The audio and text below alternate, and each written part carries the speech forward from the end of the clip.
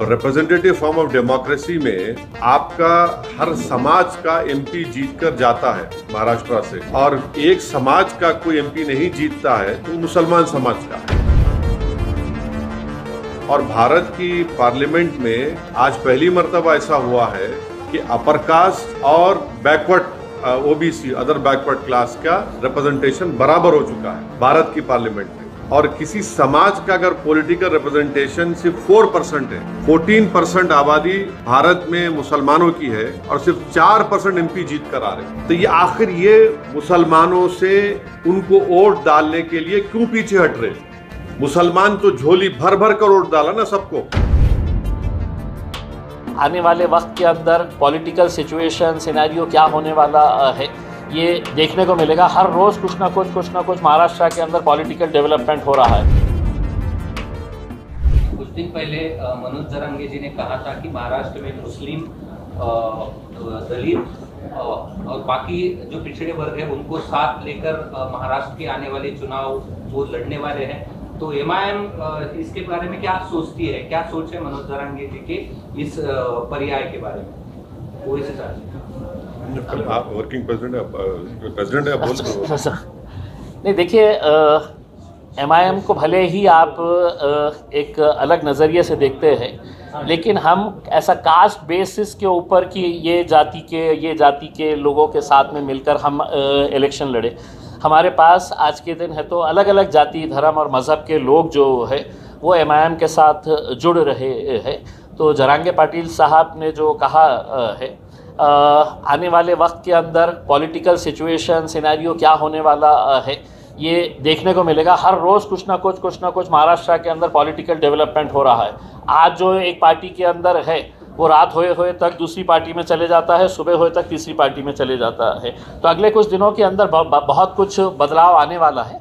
उसके बाद डिसीजन लिया जाएगा अगर किसी को साथ में लेकर चलना है तो।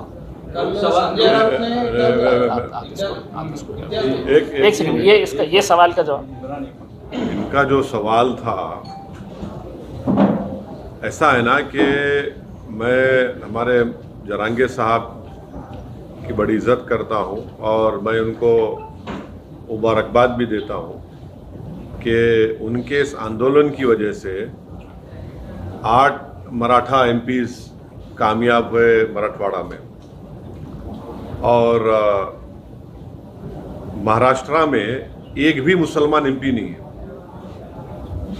महाराष्ट्र में ओबीसी समाज के एमपी जीत कर आए, मगर एक भी मुसलमान एमपी नहीं जीता। तो ये भारत की जो हमारी जमहूरियत है, हम ये दावा करते कि हमारी जमहूरियत, हमारी लोकशाही जो है वो एक रिप्रेजेंटेटिव फॉर्म ऑफ डेमोक्रेसी है।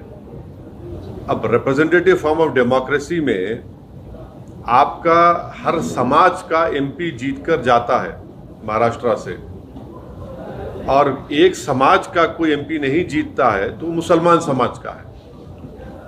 तो ये बात इन तमाम जिम्मेदारों को सोचने की ज़रूरत है, और हमारी कोशिश यही है कि जो औरंगाबाद से इम्तियाज़ जलील साहब को कामयाबी नहीं मिली, इसका ना सिर्फ महाराष्ट्र के पूरे मुस्लिम समाज में एक गम है, गुस्सा है, और वो गम और गुस्सा ये कह रहा है कि भाई हर समाज का आदमी जीत रहा है।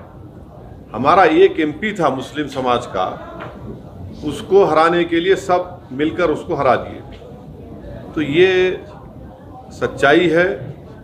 और भारत की पार्लियामेंट में आज पहली मर्तबा ऐसा हुआ है कि अपर कास्ट और backward OBC other backward class का रिप्रेजेंटेशन बराबर हो चुका है भारत की पार्लियामेंट में। और किसी समाज का अगर पॉलिटिकल रिप्रेजेंटेशन सिर्फ 4% है, 14% आबादी भारत में मुसलमानों की है और सिर्फ 4% एमपी जीत कर आ रहे हैं, तो ये आखिर ये मुसलमानों से उनको वोट डालने के लिए क्यों पीछे हट रहे? मुसलमान तो झोली भर भर कर वोट डाला ना सबको। हम सब जब डाल रहे हैं वोट तो हमको क्यों नहीं वोट डालते? तो ये सवाल मेरा ये तमाम पॉलिटिकल पार्टीज से, ये तमाम लीडर्स से, और ये सवाल मुसलमानों को भी सोचना है। हम वोट डालने वाली मशीन तो नहीं है ना, हम तो एटीएम नहीं है कि तुम आओ और हमको दबा दो और हम डालते जाए वोट। तो ये आपके सवाल का जवाब ये है।